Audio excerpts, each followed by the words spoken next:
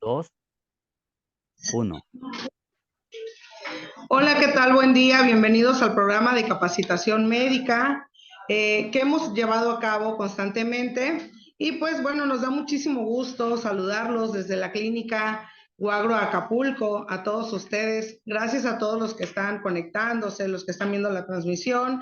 Y pues bueno, hoy quiero presentar primero que nada a nuestros invitados que sí nos están haciendo pues este gran honor de estar conectados. El maestro Raimundo Alejandro Jiménez Ortega, director general de Extensión de la Universidad Autónoma de Guerrero, al maestro Leonel Silverio García, director de Servicios Universitarios de nuestra Universidad Autónoma de Guerrero.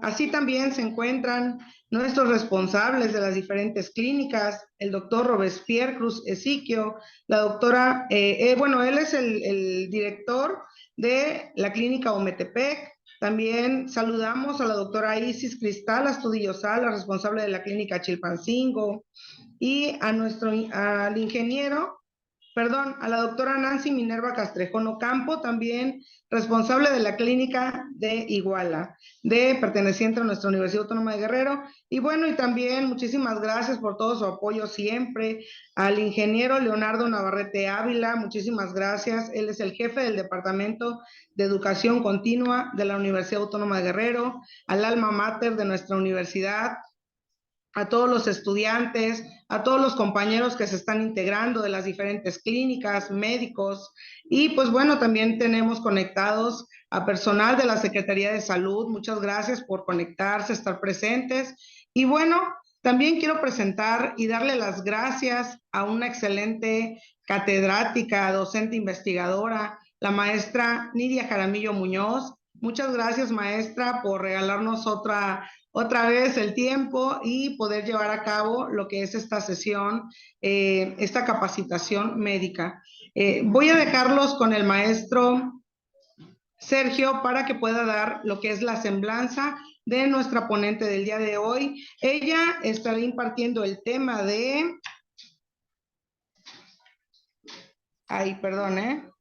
Estamos en el programa en vivo. Estudios indispensables para pacientes que viven con diabetes.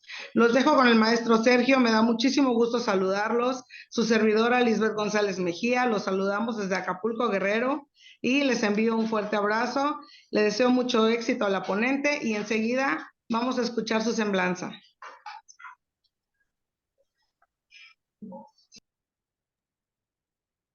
Muchas gracias, maestra Lisbeth. Con el permiso de todos los presentes, muy buenas tardes a todos. A continuación vamos a leer la semblanza curricular de la maestra Nidia Jaramillo Muñoz. La formación académica de la maestra, ella es química, bacterióloga, parasitóloga, egresada de la Escuela Nacional de Ciencias Biológicas del Instituto Politécnico Nacional, con experiencia en la industria farmacéutica de cuidado del personal, área clínica y docencia. Asimismo, cuenta con una maestría en salud pública por el Centro de Investigación en Enfermedades Tropicales de la Universidad Autónoma de Guerrero, con mención honorífica. Actualmente es estudiada del doctorado en salud pública por la Universidad Contemporánea de las Américas. De igual manera, ella es educadora en diabetes por la Universidad Anáhuac y la Federación Mexicana de Diabetes. En cuestión de su experiencia laboral, ella fue jefa de laboratorio clínico en los laboratorios particulares e instituciones públicas. De igual manera, en algunos laboratorios farmacéuticos, como es el Kenner y el Qualamex, y coordinadora de proyectos en el desarrollo de medicamentos y productos de cuidado personal. Asimismo, ha impartido conferencias en congresos de diabetes en Guerrero y la quinta jornada estatal de diabetes, así como cursos de la Asociación Mexicana de Diabetes en Guerrero. Asimismo, fue docente de nivel medio superior y superior en instituciones públicas y privadas del Estado, con más de 14 años de experiencia. Actualmente es docente de la licenciatura en nutrición en la Escuela Superior de Nutrición y Ciencia de los Alimentos en el campus Maestro emérito doctor Javier Saldaña Almazán de la UAGRO en Llano Largo. Algunas de las asociaciones a las cuales pertenece, ella es miembro profesional de la Asociación Mexicana de Diabetes en el estado de Guerrero desde el año 2012. De igual manera, fue ponente en algunos congresos nacionales, miembro del grupo multidisciplinario del proyecto internacional Live for a Child. Igual fue química responsable de los estudios de laboratorio. Bueno, sin más preámbulo, le damos la bienvenida a la maestra Nidia Jaramillo Muñoz. Gracias, maestro. Agradezco muchísimo a todos la apertura, la invitación, esta oportunidad de compartir un poco la información sobre este tema tan relevante en diabetes. Al ingeniero Leonardo Navarrete por la invitación y a todos los coordinadores de las clínicas de nuestra universidad. Agradezco a los presentes también el tiempo para escuchar esta plática. Y bueno, sin más, voy a comenzar a compartir la presentación.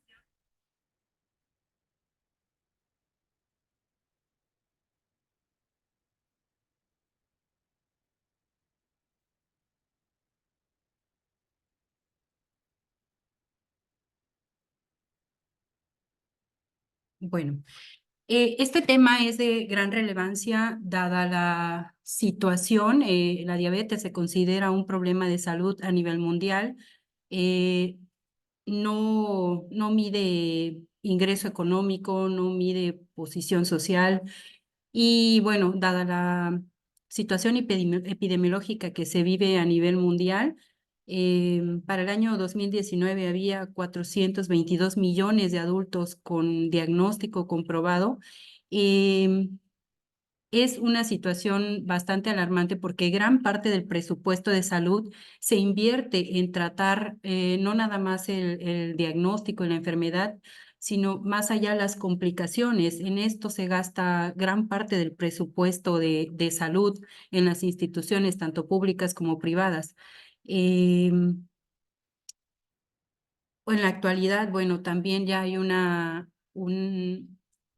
gran cantidad de niños y adolescentes que viven con diabetes tipo 1 y cada vez son más las personas que están en riesgo de desarrollar esta enfermedad. Por esta situación es la criticidad de que constantemente se estén realizando estudios, constantemente se esté a la vanguardia en esta situación de diabetes. Aquí un poquito de la epidemiología en México. Hasta el 2012 eran 6.4 millones de personas con diagnóstico. Al 2018 esta cifra aumentó y continúa todavía en aumento. En la actualidad, los esfuerzos por controlar esta enfermedad también están dirigidos a la prevención. Sin embargo, bueno, sabemos que hace falta que los esfuerzos quizá no sean tan suficientes, pero se está haciendo, se está buscando la manera de que esta enfermedad, a través de la educación, sobre todo a los enfermos, a los pacientes que viven con diabetes, permita que ellos se empoderen de la enfermedad y se logre controlar. Hay el tratamiento para el cuidado de la diabetes involucra un poco la parte educativa, nutrición, alimentación, el tratamiento farmacológico, el ejercicio y una serie de situaciones que es importante que el paciente las conozca. En la actualidad, los educadores en diabetes están lanzando la estrategia de utilizar los 7 comportamientos para el cuidado de la diabetes. Es decir, que la persona, el paciente, conozca sobre estos 7 comportamientos que le van a ayudar a controlar la enfermedad. Estos 7 comportamientos están enfocados en retardar la aparición de las complicaciones crónicas de la enfermedad. que como sabemos pueden ser de se pueden mostrar en diversos órganos del cuerpo. Estos hábitos que maneja la Asociación Americana de Educadores en Diabetes son la alimentación, actividad física, fomentar el automonitoreo en el paciente, el tratamiento farmacológico indispensable para poder disminuir las hiperglucemias. Hay un comportamiento que le llaman retos cotidianos en donde el paciente tiene que conocer sobre cómo tratar periodos de hipoglucemia, de hiperglucemia, qué hacer cuando hay días en los que puede atravesar una enfermedad, si va a fiestas, a viajes, qué es lo que tiene que hacer en la parte educativa, pues para seleccionar alimentos, para poder contrarrestar estos momentos. El sexto comportamiento habla sobre reducir riesgos, es decir, de cómo retardar o prevenir esas complicaciones crónicas que se pueden derivar de la diabetes. Y el último comportamiento bastante relevante es la adaptación psicosocial, mantener una actitud positiva a pesar de vivir con una enfermedad. Entonces, estos 7 comportamientos van a ayudar a que se tenga una mejor calidad de vida con este tema de la diabetes. Ahora, adentrándonos ya en los estudios de laboratorio, bueno, estos estudios en los pacientes que viven con diabetes son necesarios para prevenir, para diagnosticar, para tratar o para vigilar este padecimiento. Lo recomendable es que el paciente esté en un ayuno de 8 a 10 horas sin ingesta o aplicación de fármacos. Y bueno, actualmente ya se cuentan con equipos totalmente automatizados que nos dan resultados bastante confiables. Los estudios tienen el objetivo de, 1, realizar diagnóstico de la enfermedad. Se hacen de manera cotidiana cada cierto tiempo para tener un control de la enfermedad. También se puede optar, o hay estudios que nos permiten, estudios complementarios que nos permiten ver si hay la posibilidad de alguna complicación. Y ya una vez que se presentan las complicaciones, por ejemplo, hablando de la parte renal, hay estudios que nos permiten vigilar cómo va esa complicación renal. Bueno, los estudios básicos que una persona que vive con diabetes debe realizar es primero el monitoreo de la glucosa, ya sea capilar o, perdone, creo que les tengo que dar a admitir.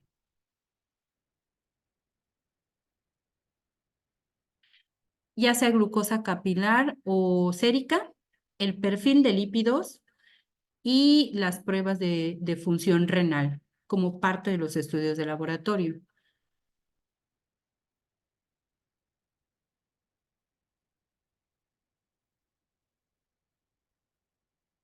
Ok. Para medir la glucosa podemos tener diversas técnicas. Puede ser por medio de la glucosa sérica, la glucosa capilar. Se tiene que mandar a hacer también la hemoglobina glicosilada o glucosilada. Y podemos tener otra técnica que se llama prueba de tolerancia a la glucosa. La glucosa sérica, bueno, sabemos que los parámetros para poder diagnosticar la enfermedad tienen que ser aquellas personas que en ayuno tengan por arriba de los 126 o de 126 en adelante, ya se diagnostica la enfermedad. O bien a cualquier hora del día, si la glucosa rebasa los 200 miligramos por decilitro, ya se establece un diagnóstico de diabetes.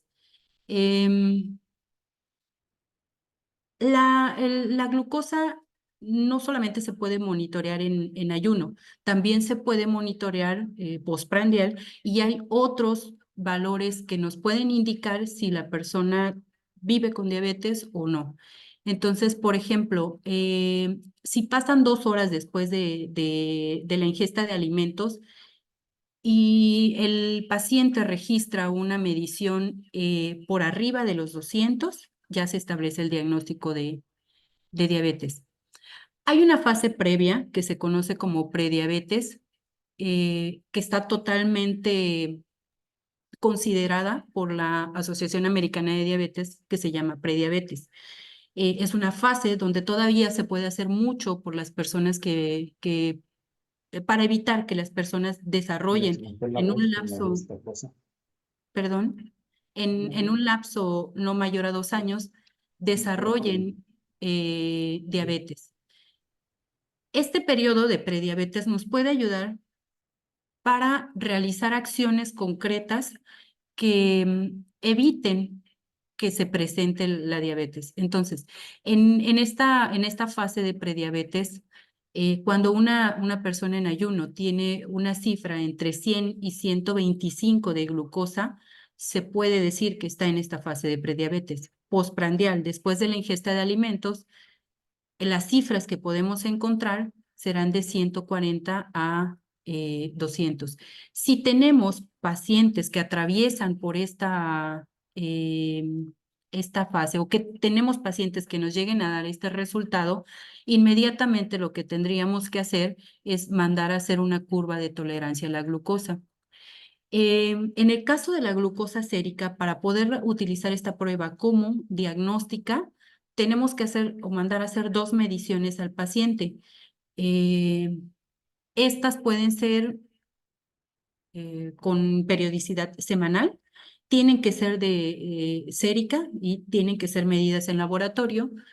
Y les digo, no debe de pasar más de 30 días entre una prueba y otra. Entonces, para considerarlas como pruebas diagnósticas.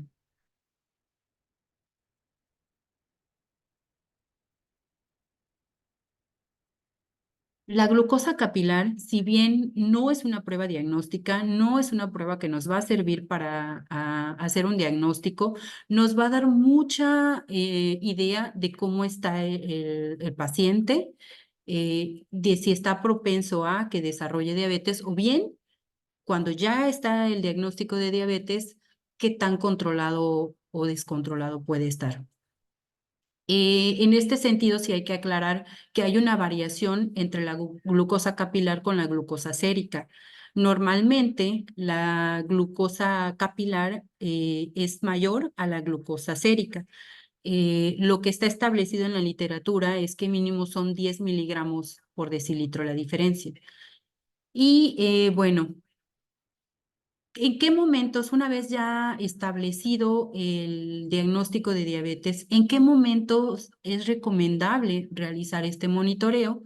Por ejemplo, las personas con diabetes tipo 1 o diabetes gestacional, dada la criticidad de que son personas que, por ejemplo, en el caso de los diabetes tipo 1 no producen insulina, ellos hay que estarles checando 3 veces al día, incluso si es posible antes de cada comida para checar qué cantidad de insulina se tendrían que medicar.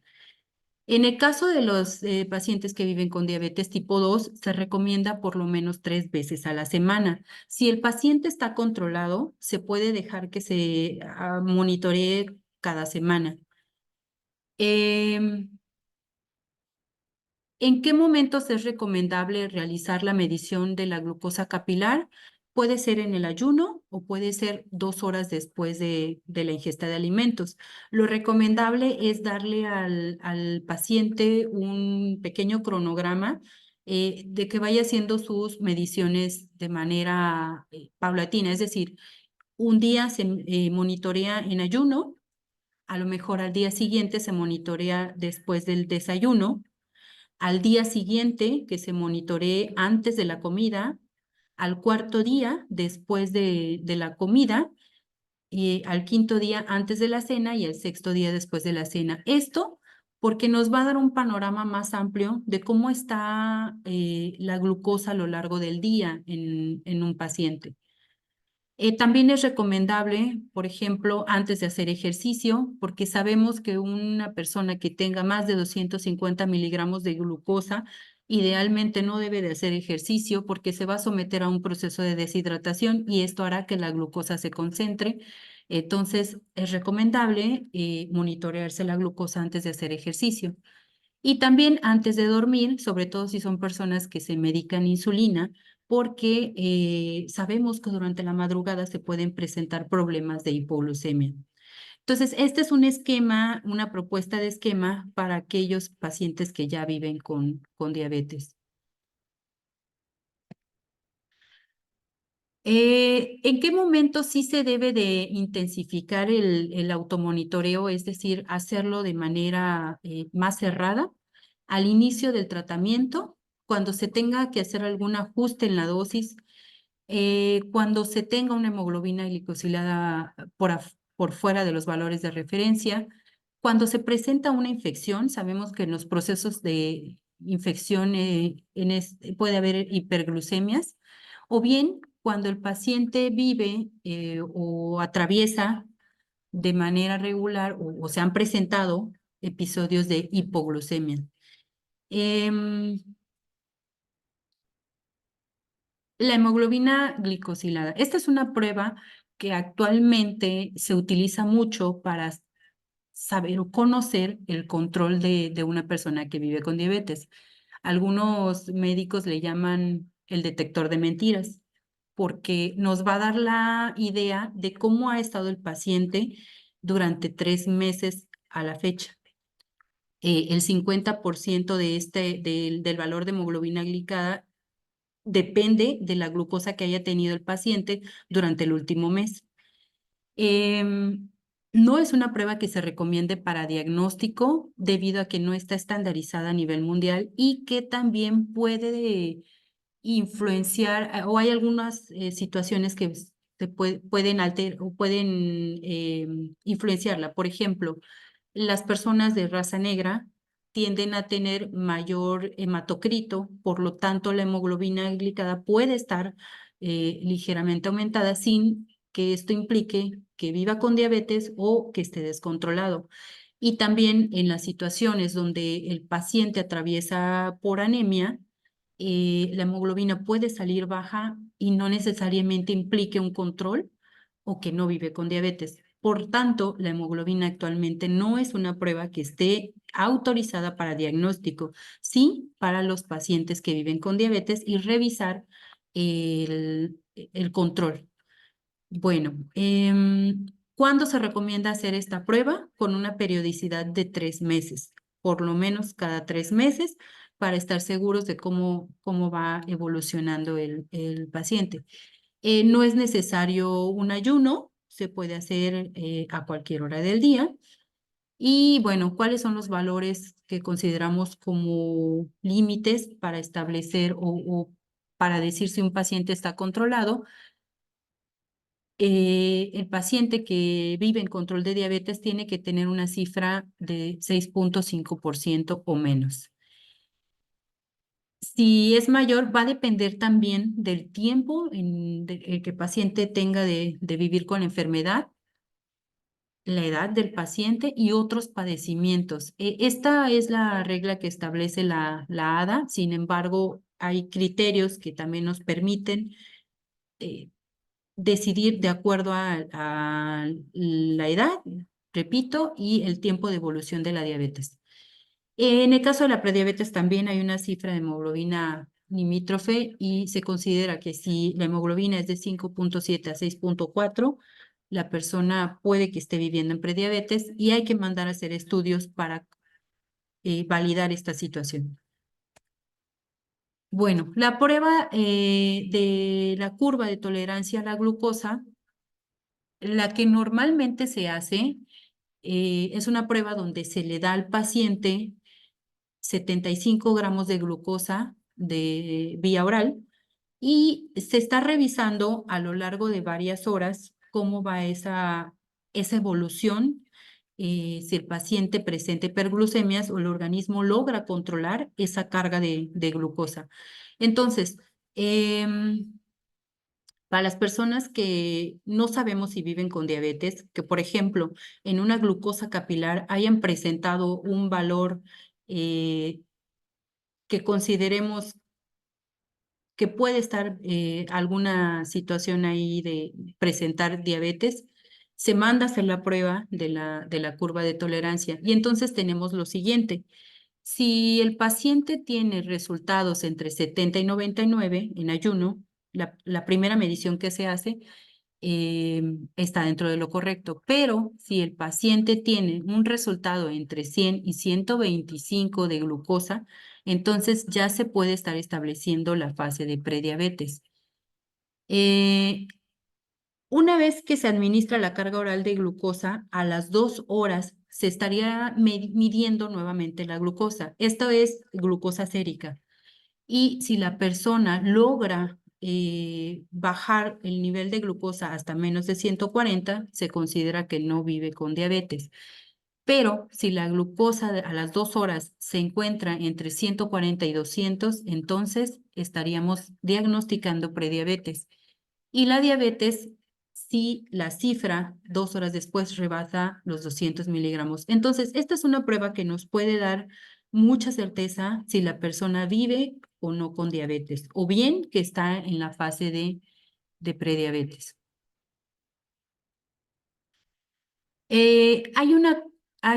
Para las mujeres que viven con diabetes y se embarazan, o bien para aquellas personas, bueno, que a lo mejor no sabían que vivían con diabetes y están cursando por un embarazo, o aquellas que tenían una indicación de prediabetes y hay un embarazo, se tiene que monitorear la glucosa en un cierto periodo del embarazo. Entonces, entre la semana 24 y 28 de gestación, se debe de hacer una curva de tolerancia. Hay 2 técnicas autorizadas por la Asociación Americana de Diabetes para hacer esta evaluación. Una es esta que les voy a describir. Igual a la persona se le cita en ayuno y se le da una carga de 75 gramos de glucosa. En este caso se tienen que hacer 3 mediciones. La medición en ayuno, 1 hora y 2 horas después. Estos son los valores que se consideran como criterios diagnósticos.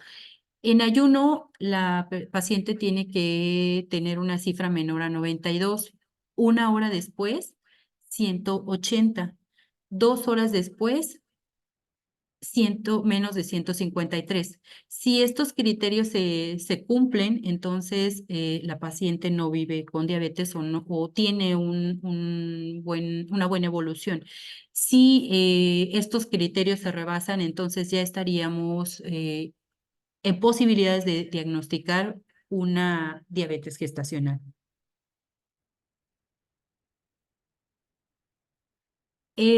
La otra manera, la otra técnica estandarizada también por la ADA es hacerla en 2 pasos.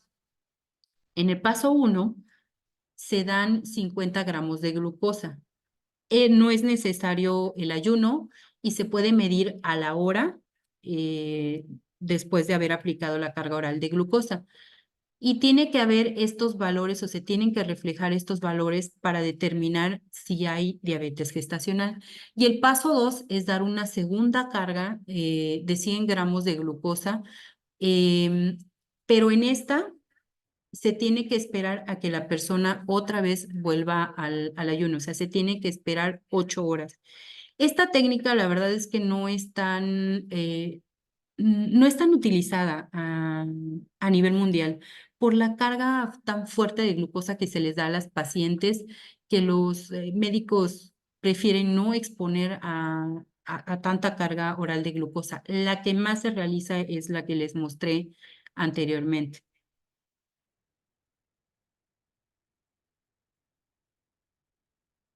Bien. Ok. Para establecer un criterio un diagnóstico de diabetes, se debe de primero pues cruzar la parte de laboratorios con la sintomatología. Obviamente se debe de presentar poliuria, polidipsia, polifagia, todos los síntomas que asociamos a diabetes. Tener una glucosa por arriba de los 200 miligramos por decilitro en cualquier hora del día, o bien una glucosa en ayuno mayor a 126 y 2 horas después del ayuno, perdón, 2 horas después de la ingesta de comidas, tener una glucosa por arriba de los 200 miligramos. Estos criterios ya nos ayudan a diagnosticar la diabetes. Esta es una tablita que maneja la ADA. Puede ser muy útil para manejar a los pacientes que viven con diabetes en cuanto a los objetivos de glucosa. Entonces, vienen aquí destacados algunos objetivos de control para adultos, lo que se espera en niños y en adolescentes, lo que se espera en diabetes gestacional y en los adultos mayores. Decía, depende de la edad, depende del tiempo en el que se vive con diabetes y depende también si hay otras situaciones para establecer las cifras control.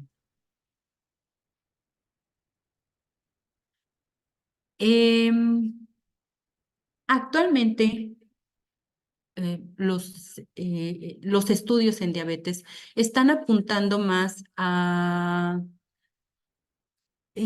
que a vigilar al paciente a través de la glucosa, de la hemoglobina glicada. Hay una consideración, no es prueba, es datos que se llama variabilidad glucémica. ¿Qué quiere decir esto? Que lo que se trata ahora es de evitar que el paciente pase por glucosas, por rangos muy disparados de glucosa, que se tenga una glucosa que no varíe mucho a lo largo del día. Esto es lo que se pretende en la actualidad, más que vigilar con la hemoglobina glucosilada. Entonces, se estableció algo que se conoce como tiempo en rango, en donde lo ideal es que el paciente a lo largo del día, su glucosa esté entre 70 y 180. Si el paciente a lo largo del día tiene esta glucosa, se considera que está dentro de cifras control. Pero si por el contrario el tiempo en rango varía y se sale de estos parámetros, entonces ya se le indica al paciente o se le dan algunas indicaciones para tratar de disminuir esa hiperglucemia. Entonces, esto es lo más actual que manejan los especialistas. El tiempo en rango, donde a lo largo de 24 horas el paciente tiene que estar entre 70 y 180. Ahora, en cuanto a el perfil de lípidos, bueno, las pruebas que van de base en este estudio es el colesterol total, los triglicéridos y las lipoproteínas, el colesterol HDL, LDL, el de muy baja densidad, y se puede hacer un cálculo para establecer el colesterol no HDL y el índice aterogénico.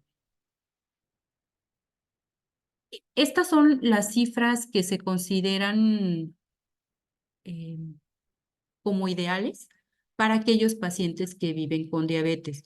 No es lo mismo para aquellos pacientes que no viven con diabetes. Entonces, por ejemplo, en el caso del colesterol, lo ideal es que la persona que vive con diabetes no sobrepase los 200 miligramos. Si están en 170 es mucho mejor. ¿Cuándo se considera ya un riesgo alto? Cuando el colesterol sale por arriba de los 240, ahí hay que hacer una intervención porque la persona puede tener alguna situación cardiovascular. En el caso del colesterol LDL, que sabemos que es el colesterol que ayuda a depositar las grasas en las arterias, este debe de estar en menos de 100 miligramos por decilitro, y cuando ya rebasa los 160, entonces se establece como crítico. El colesterol HDL, cuya función, esta lipoproteína, lo que hace es quitar o eliminar la grasa que se deposita en nuestras arterias. Idealmente en mujeres debe de estar por arriba de los 50 y en hombres por por arriba de los 40. Hago una consideración aquí, es que el HDL sí es bueno tenerlo alto, sin embargo, no debe de estar en valores muy altos porque Em, estas lipoproteínas provienen de los tromboxanos. Los tromboxanos son unas sustancias, unos precursores que su función es promover también promotores de la coagulación.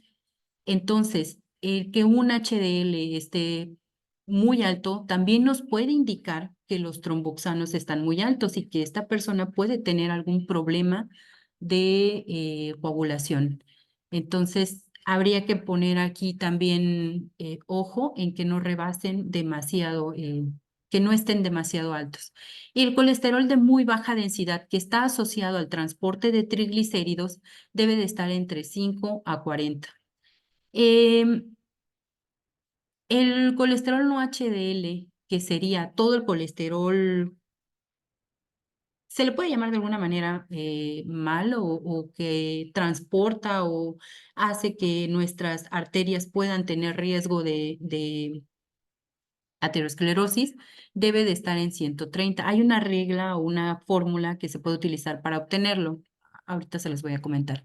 En el caso de los triglicéridos, deben estar por menos de 150. Si rebasan los 200, ya es crítico y hay que hacer una intervención. El índice heterogénico, que a lo mejor en la actualidad ya no es tan utilizado, pero debe de estar en menos de 4. Y actualmente ya hay unos estudios que también nos pueden ayudar mucho para saber cómo está esto del transporte de las grasas, y son la apoproteína A1 y apoproteína B.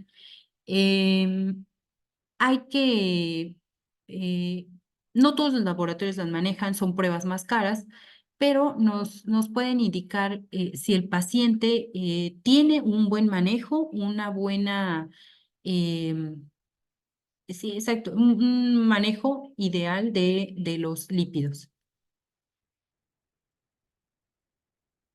Bueno, para el cálculo del colesterol LDL, en caso de que mandemos a hacer los estudios y no venga el resultado, hay algunas fórmulas que se pueden utilizar para hacer este cálculo. Por ejemplo, el colesterol LDL se puede obtener a través de restar a la fracción de colesterol total. Bueno, se divide primero los triglicéridos entre 5. Este resultado se le resta al colesterol HDL y todo esto se le resta al colesterol total, y de esta manera podemos tener el colesterol LDL. Y luego el colesterol no HDL, o sea, todo aquel colesterol que implique el transporte de inadecuado de grasas o no conveniente de grasas, se obtiene restándole al colesterol total el colesterol HDL. Y el índice heterogénico se obtiene de la división del colesterol total entre el colesterol HDL. Estos son, pues, información en caso de que por el laboratorio no se reciban estos parámetros. Sin embargo, en la actualidad la mayoría de los laboratorios ya los emite. ¿Con qué frecuencia se recomiendan realizar el perfil de lípidos a un paciente que vive con diabetes? Por lo menos cada 3 meses. Si están en parámetros no ideales, o sea, si están fuera de valores limítrofes, cada 3 meses. Si a los 3 meses se les hacen los estudios y está dentro de valores de referencia, entonces ya se le puede pedir por lo menos una vez al año. Si hay una situación de dislipidemia bastante complicada, es decir, colesterol muy elevado, triglicéridos muy elevados, entonces la frecuencia debería de ser al mes. Sobre todo cuando se encuentran cifras, porque sí ha pasado, los pacientes luego traen valores de triglicéridos por arriba de los 1000. Entonces ahí hay que hacer con más énfasis el monitoreo de estas pruebas del perfil de lípidos. Ahora, la función renal es importante también en un paciente que vive con diabetes, monitorear cómo está funcionando su riñón. Hay varias pruebas que se pueden mandar a solicitar. La de cajón, pues, es la creatinina sérica. La microalbuminuria también es importante realizarla. El cálculo del filtrado glomerular, un examen general de orina.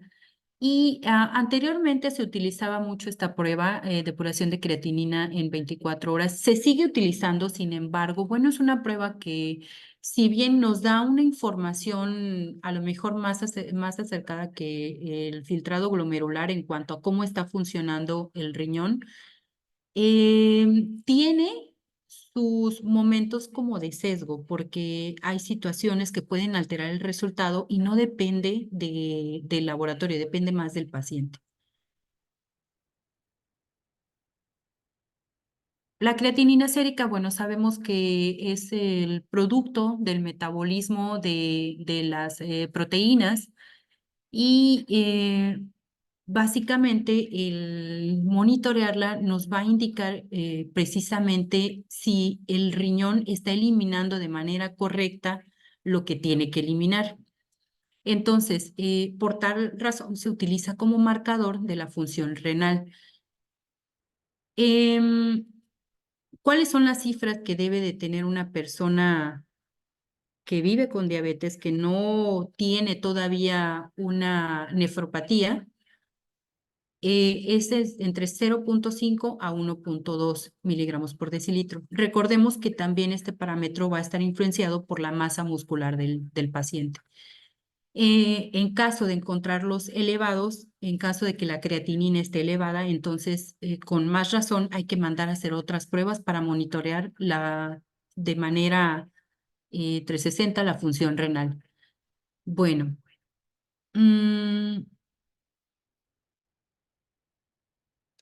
decía, otro estudio que también se utiliza para monitorear la función renal es la microalbuminuria. Es decir, tenemos que monitorear qué cantidad de albúmina está excretando el paciente en orina. Y sabemos que hay parámetros que se consideran como límites y que cuando una persona rebasa los 30 miligramos de excreción de albúmina por día, entonces ya se estaría hablando de una situación ya de una afección renal. Dependiendo de la cantidad, podemos establecer si se trata de una situación leve, moderada o severa. Entonces, el valor limítrofe de la microalbuminuria es 30 miligramos. Si encontramos microalbuminuria por arriba de los 30, es decir, entre 30 y 300, podemos establecer o podemos pensar que hay una disminución ya de la función renal o que hay un problema que hasta ese momento se puede considerar moderado. Y si un paciente tiene un resultado de microalbuminuria por arriba de los 300 miligramos por litro por día, entonces ya estaremos hablando de un aumento severo de la excreción de albúmina y esto seguramente nos va a estar indicando alguna situación de nefropatía en el paciente. Lo ideal es que al momento de diagnóstico de la diabetes se mande a hacer esta prueba, se pida la prueba de microalbuminuria. En el caso de los pacientes con diabetes tipo 1, se pide a partir del 5º año de diagnóstico de la enfermedad o bien a los 10 años de edad. Y ¿con qué regularidad se pide una vez que se establece el diagnóstico? Repito, al momento del diagnóstico y por lo menos una vez al año si los valores son correctos. En caso de encontrar valores fuera de límite o fuera de rango, se tiene por arriba, por ejemplo, si se encuentra una microalbuminuria por arriba de 30, se tiene que repetir la prueba al mes y otra vez al siguiente mes. Por lo menos monitorear esa excreción de albúmina durante 3 meses para poder estar claros de que efectivamente se trata de una alteración renal, porque hay otras situaciones que pueden llevar a que la albúmina se esté excretando de manera incorrecta. Por ejemplo, durante el ejercicio, la microalbuminuria puede aumentar. Las hiperglucemias, obviamente, la presión arterial, la hipertensión, periodos de deshidratación, la fiebre también puede hacer que esto se altere y la exposición prolongada al frío. Entonces, si un paciente nos trae un resultado fuera de límite, lo ideal es mandarle a hacer la prueba con una periodicidad de 1 mes, por lo menos durante 3 meses, para tener mayor claridad si hay daño renal o no. Eh, la tasa de filtrado glomerular. Actualmente existen páginas, aplicaciones que podemos encontrar para establecer este cálculo y que de manera pronta en la consulta podamos, ay, perdón, perdón.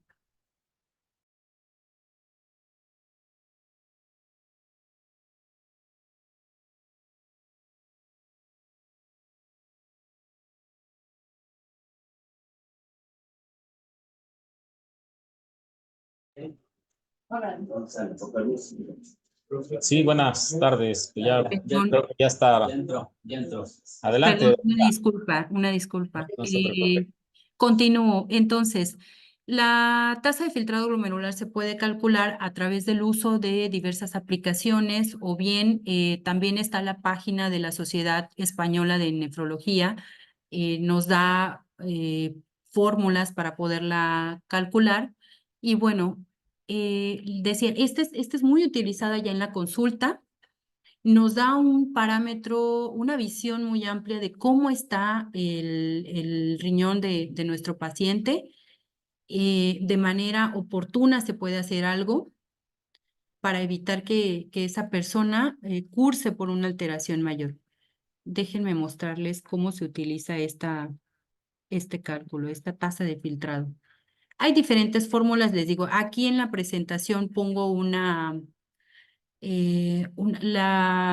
extensión de la página de Nefrología Española, donde ustedes pueden meterse y estimar la tasa de filtrado glomerular de un paciente.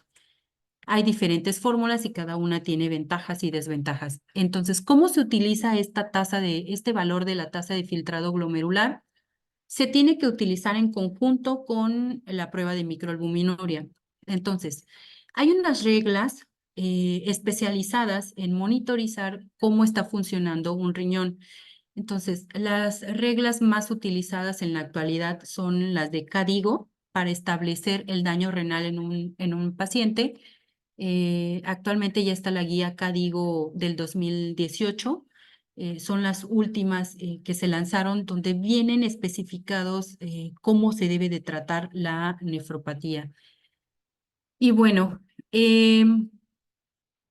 esta tasa de filtrado glomerular, dependiendo del resultado, nos va a indicar en qué etapa está nuestro paciente. Si su función renal está normal o hay una disminución leve, o bien una disminución de leve a moderada o incluso severa de la función renal.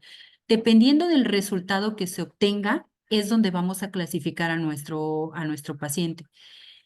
¿En qué momento se debe de hacer una intervención? Lo ideal es que una vez que ya se tenga un estadio G2 o G3, empiece a hacerse algún cambio en el paciente. Por ejemplo, comenzar por la parte nutrimental.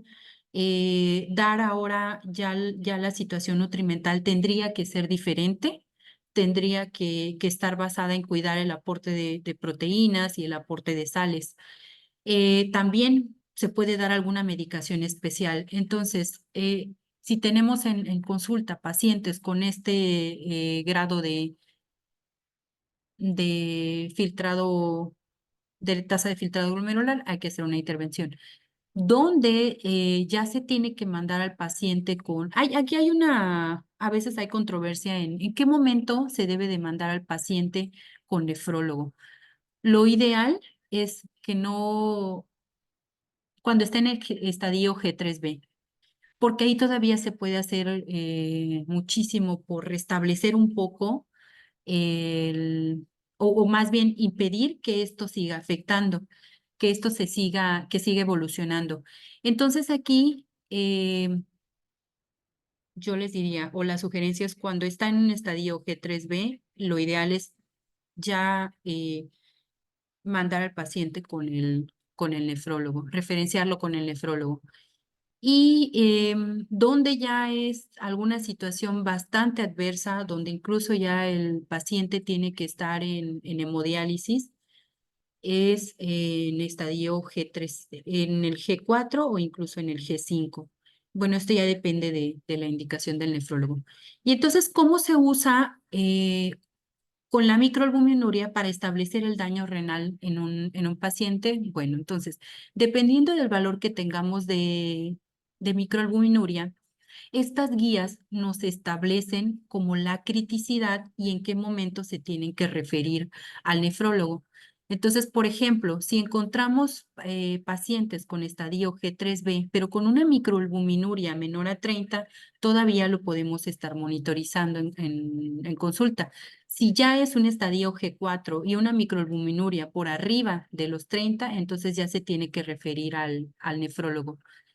De la misma manera, si encontramos una tasa de filtrado glomerular entre 30 y 44 y una microalbuminuria entre 30 y 300, ya se tiene que mandar a referir.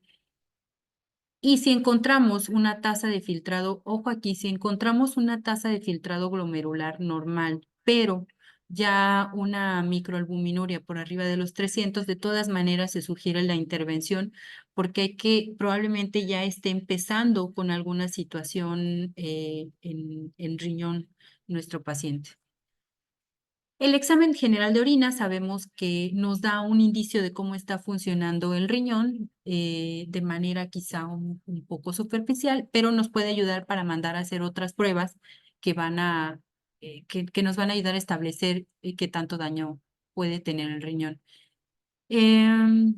Bueno, esto se hace a través del uso de algunas tiras que nos van a indicar si en la orina se presentan leucocitos, que nos van a indicar que hay una infección, nitritos que también se refieren a bacterias gram negativas, a la presencia de bacterias gram negativas en la orina, y algunos metabolitos que si se encuentran en orina nos estarían indicando alguna alteración. En el caso de la diabetes, obviamente, si encontramos glucosa en orina, nos estaría indicando que hay un descontrol.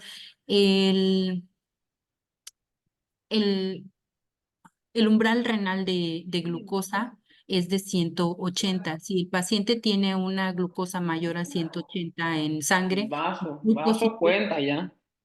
perdón, es muy Ah, posible que en orina estemos encontrando glucosa.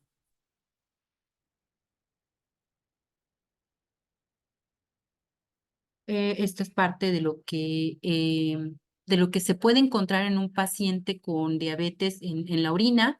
Podemos encontrar un olor afrutado que nos indicaría la presencia de cetonas, el pH menor a 6, precisamente por los cuerpos cetónicos que se derivan. Nitritos, puede haber presencia de infección, puede haber proteinuria, glucosuria, cuerpos cetónicos, leucocitos, es decir, alteraciones que nos pueden estar indicando alguna infección o alguna situación de nefropatía.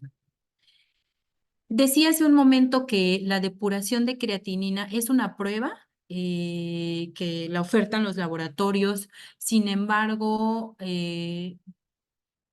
quizá en la actualidad ya no es tan utilizada precisamente porque para hacer esta prueba se requiere la recolección de orina de todo un día, de 24 horas. Y pasa que a los pacientes a veces se les olvida recolectar alguna micción. En este caso, entonces, el resultado final ya estaría alterado. Por esta razón es que sí se manda a hacer, sí la utilizan los nefrólogos todavía, pero tiene sus consideraciones del por qué puede llegar a no ser confiable. Entonces, se le extrae al paciente sangre para cuantificar la creatinina sérica, también se cuantifica la creatinina en orina y se hace un balance para revisar la cantidad de creatinina que está excretando el paciente. Entonces, repito, sí es usada, quizá tiene sus consideraciones. Lo ideal es que la depuración de creatinina no baje Perdón, aquí está el valor de referencia atrás. De 100 a 140 es lo normal, pero si encontramos pacientes que tienen por abajo de los 60, ya es indicativo mandarlo o referirlo con algún especialista.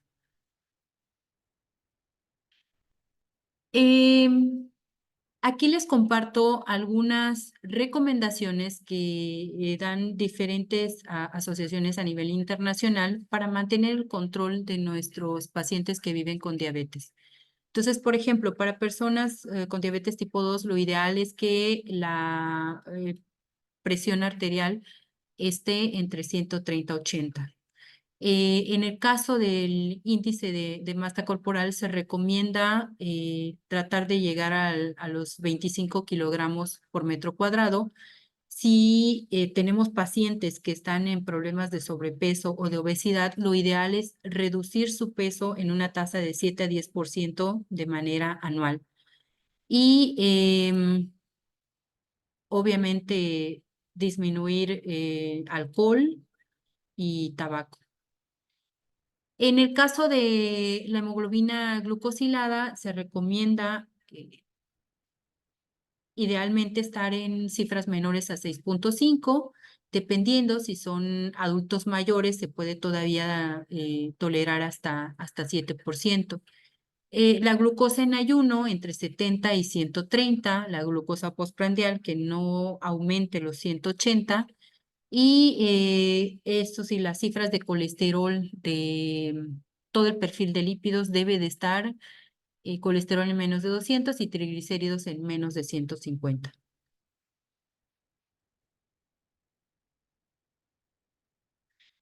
Hay otros estudios que deben acompañar a estos que les mencioné, son estudios complementarios. ¿Qué se recomienda para una persona que vive con diabetes? Hacer una revisión podológica de manera anual, mandarlo con el oftalmólogo para hacer la prueba de fondo de ojo por lo menos una vez al año, sesiones con psicología de manera individualizada, visitar al odontólogo cada 6 meses. Y en caso de ya pacientes que diagnosticados con diabetes, la hemoglobina glucosilada cada 3 meses o cada 6, si hay un buen control, la creatinina una vez cada semestre, el perfil de lípidos de manera anual, la prueba de relación albúmina-creatinina, que también la hacen ya los laboratorios de manera anual, una biometría hemática o citometría hemática de manera anual, las pruebas de función hepática, anual, un electrocardiograma y un perfil tiroideo, por lo menos una vez al año. Ok, una vez que se establece el daño renal, también hay que dar un seguimiento más oportuno a los pacientes. Entonces, por ejemplo, si tenemos valores de tasa de filtrado glomerular entre 45 y 60, se recomienda que por lo menos cada 6 meses estén monitoreando la tasa de filtrado glomerular, los electrolitos séricos, la hemoglobina total, los valores de calcio y fósforo, porque esto le va a dar un indicio al especialista y al nutriólogo también de cómo intervenir o qué recomendaciones dar a este paciente. En el caso de que encontremos tasas de filtrado glomerular entre 30 y 44, se recomienda que la periodicidad de estos estudios sea cada 3 meses y pedir también la medición de albúmina en orina. Y si la tasa de filtrado glomerular es menor a 30, entonces ya la decisión será del nefrólogo con qué periodicidad manda hacer estos estudios. A veces es con periodicidad mensual.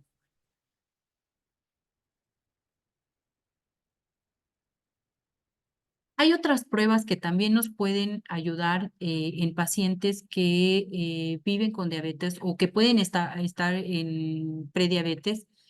No son rutinarios y su costo es elevado. Por ejemplo, cuando pensemos que algún paciente que llega a consulta puede estar atravesando por por prediabetes, se puede mandar a cuantificar el péptido C, además de la prueba de tolerancia a la glucosa. Y entonces nos va a ayudar a saber, uno, la reserva pancreática que nos queda, nos puede ayudar para diferenciar, sobre todo en personas jóvenes, si se trata de diabetes tipo 1 o diabetes tipo 2. Sabemos que cada vez la edad en la que debutan con diabetes tipo 2 puede ser muy más pequeña. Entonces, bueno, estos son los valores de referencia y la prueba se puede mandar a hacer en laboratorios especializados. Hay unas pruebas que son autoanticuerpos para diferentes enzimas que están involucradas en el metabolismo de la glucosa. Se los coloco aquí porque, bueno, para comentarles que hay estos estudios, pero son más, repito, en laboratorios especializados y nos pueden dar a lo mejor una idea de el tipo de diabetes al que nos estamos enfrentando. Por ejemplo, hay una diabetes que se conoce como LADA, que es autoinmune y que tiene ciertas características, que la glucosa no es tan elevada em, y que muchas veces se puede confundir. Entonces, existen estos estudios que nos pueden ayudar para diferenciar si se trata de este tipo de diabetes. Y eso sería todo por mi parte. Agradezco infinitamente la atención y el tiempo que han mostrado y dejo la pauta para dudas. Y pues muchísimas gracias a todos, a los organizadores, a la maestra Liz por esta invitación y estoy en apertura si tienen alguna pregunta.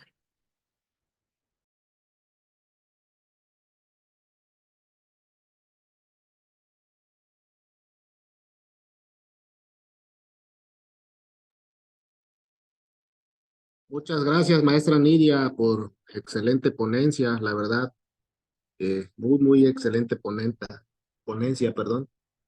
Vamos a aperturar, al menos que nos dé otra indicación, el maestro Leonel, la ronda de preguntas y respuestas. La maestra Liz está ahorita en una reunión, me dijo que se iba a conectar en un momento.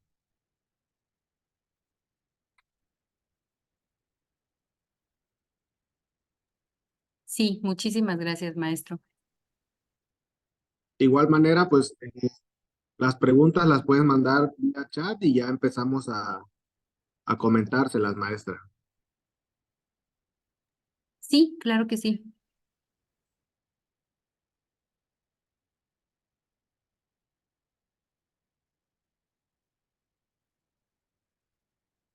Si hay alguna pregunta, por favor, mandarla por el chat y ya yo se la maestra Nidia.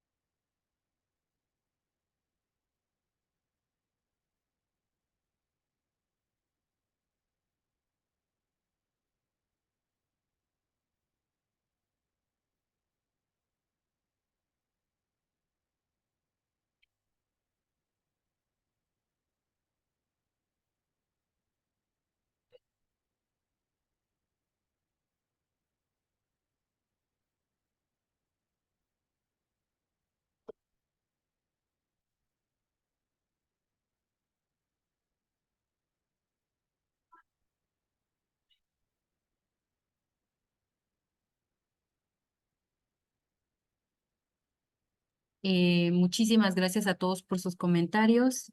Estoy revisando el chat para ver si hay alguna pregunta.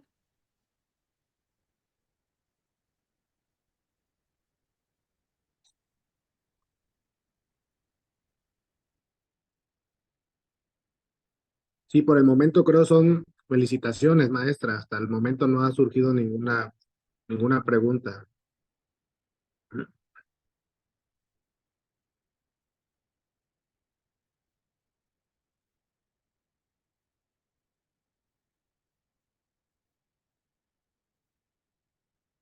Ya está la primera pregunta, maestra. Es la siguiente, dice, ¿cuál sería el manejo en los pacientes embarazadas, sobre todo en aquellas que aún no cumplen los 40? SDG. Sí, manejo se refiere a la monitorización o no estoy entendiendo si se refiere a la pauta farmacológica. No sé si me podría como mm, indicar. En monitoreo, por ejemplo, en el monitoreo se tiene que hacer un monitoreo el monitoreo de glucosa de manera diaria prácticamente. Sabemos que las pacientes que están en diabetes gestacional tienen que ser tratadas únicamente con insulina. Y bueno, eso ya depende del médico, la cantidad de insulina que mediquen. En cuanto a monitoreo y en cuanto a los estudios de laboratorio, monitoreo se tiene que hacer de manera diaria, los estudios de laboratorio por lo menos de manera mensual y completos.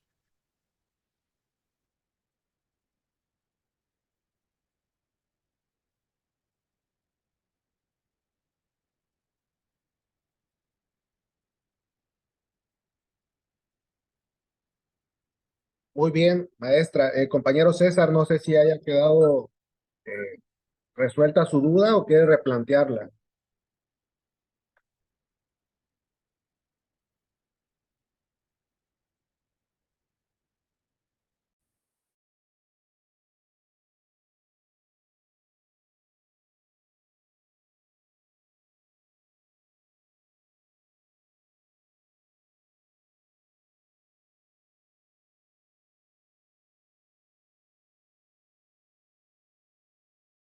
Y de cualquier manera, yo les quiero externar la apertura de la Asociación Mexicana de Diabetes en el estado de Guerrero. Hay información importante que ellos manejan para el cuidado de los pacientes que viven con diabetes. No es un comercial, es como comentarles pues que hay personal especializado en esto eh, que puede tener la referencia o la información que les puede ayudar para manejar a sus pacientes que viven con diabetes.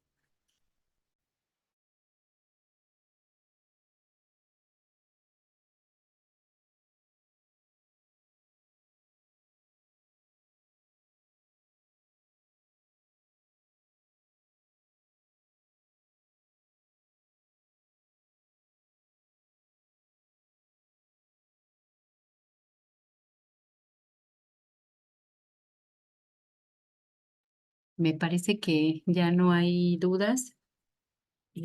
Esto es un poquito de todo este tema tan amplio que es la diabetes. Sí, hay una. Hay una, maestra. Sí. Dice, Ok, sí, ¿ya la leyó? sí, estoy leyendo. Para manejo de pacientes femeninas con ovario poliquístico, ¿qué estudios son mejor para detectar una prediabetes? Lo más indicado para detectar prediabetes es una curva de tolerancia a la glucosa. Esa nos va a indicar si hay o no alteración. Regularmente las glucosas que se empiezan a alterar son las postprandiales. Entonces, la curva de tolerancia nos da tanto la visión en ayuno como después de las comidas. Entonces, yo sugeriría una curva de tolerancia a la glucosa y evidentemente, si es posible, la hemoglobina glicosilada.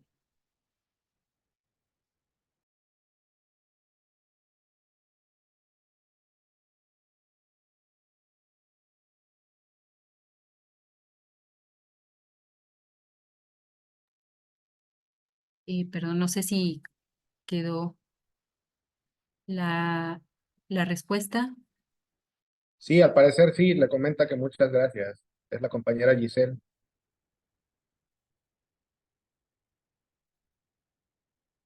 Maestra, también comentarle que creo que ya está la maestra Liz, pero pide una disculpa porque su internet está fallando.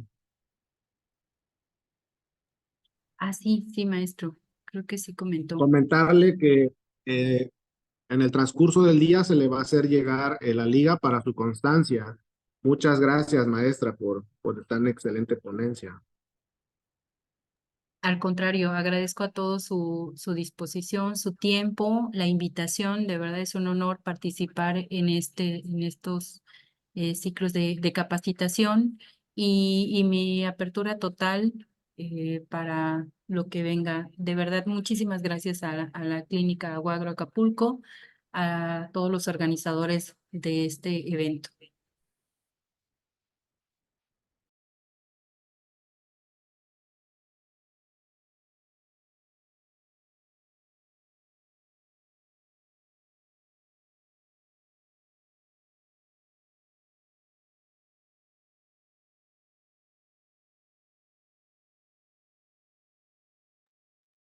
Ay, hay una pregunta que me parece muy acertada. Eh, ¿Cómo se les debe de llamar a los pacientes con diabetes? Lo ideal es referirnos a ellos como pacientes que viven con diabetes o personas que viven con diabetes. Es incorrecto en la actualidad llamar a una persona como diabético o diabética. ¿Por qué? Porque estamos un poco transgrediendo los derechos como pacientes, es decir, que los estaríamos como encasillando o alterando un poco sus derechos, así lo manejan en las diferentes instituciones que se encargan de dar información sobre diabetes. Lo ideal es referirnos a los pacientes como personas que viven con diabetes y no estigmatizarlos en un diagnóstico. Muchas gracias por la pregunta.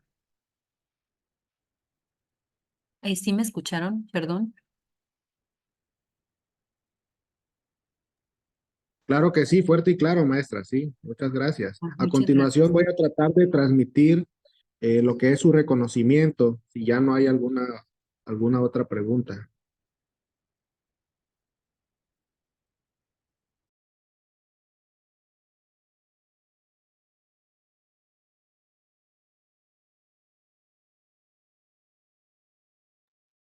Me parece que no, maestro.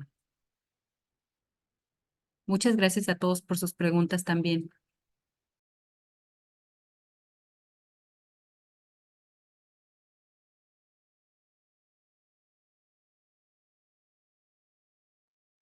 Perfecto, maestra. Un segundo, voy a tratar de transmitir lo que es su reconocimiento para darle lectura.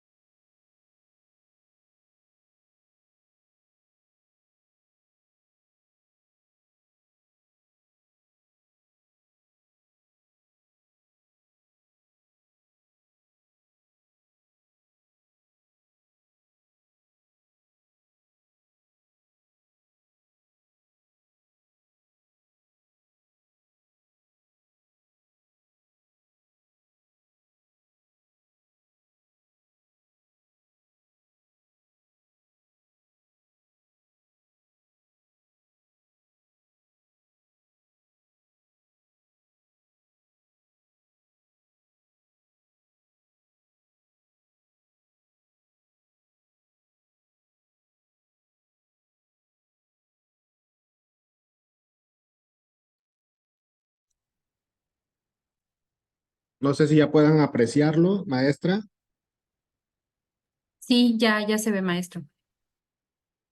Correcto. Bueno, de parte de la Universidad Autónoma de Guerrero, a través de la Dirección General de Extensión, la Dirección General de Servicios Universitarios, el Departamento de Educación Continua, la Clínica Universitario Acapulco, Chilpancingo, Iguala y Ometepec de la Huagro, otorgan el presente reconocimiento a la maestra en Salud Pública Nidia Jaramillo Muñoz por su destacada participación como ponente en la conferencia Estudios indispensables para pacientes que viven con diabetes, en el marco del programa de capacitación médica 2024 realizada en la modalidad virtual online el día 30 de abril del 2024. Firma el maestro en ciencias Raimundo Alejandro Jiménez Ortega, director general de Dirección General de Extensión de la Universidad Autónoma de Guerrero, y el maestro Leonel Silverio García, el director de Servicios Universitarios de la Universidad Autónoma de Guerrero. De igual manera, en la parte de abajo podemos ver que este presente reconocimiento quedó registrado en la base de datos de la Dirección de Servicios Universitarios, de igual manera en el Departamento de Educación Continua. ¿Sí? Ahí muestra el folio, Chilpancingo Guerrero, a 30 de abril de 2024. Firma el ingeniero Leonardo Navarrete Ávila, jefe del Departamento de Educación Continua. Pues enhorabuena, muchas gracias, maestra Nidia, por tan excelente ponencia. A nombre de la maestra Lisbeth, ahorita ella tiene unos problemas con el internet. Le damos, pues, ahora sí que por terminado esta sesión. Gracias, nuevamente mi agradecimiento a las autoridades también que estuvieron presentes. Gracias por la invitación. Maestra Liz, reitero mi agradecimiento y quedo, por supuesto, a la orden de todos ustedes. Muchísimas gracias a todos.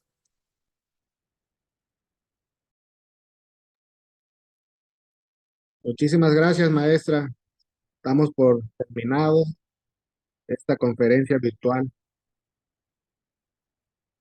Permito saludar a todos los integrantes, al darle gracias a la maestra Isis, al doctor, creo que ya no está el maestro Leonel, a la maestra Nancy, al ingeniero Leonardo, si se encuentra con nosotros. Bueno, a todos, no quiero dejar de mencionar a ninguno. Muchísimas gracias a todos por, por su presencia y por su atención.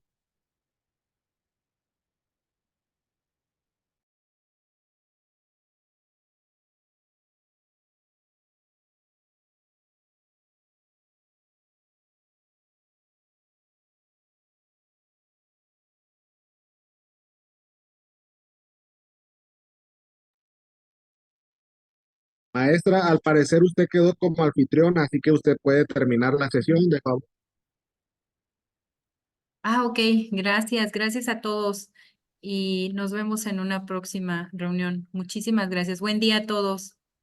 Y hasta luego.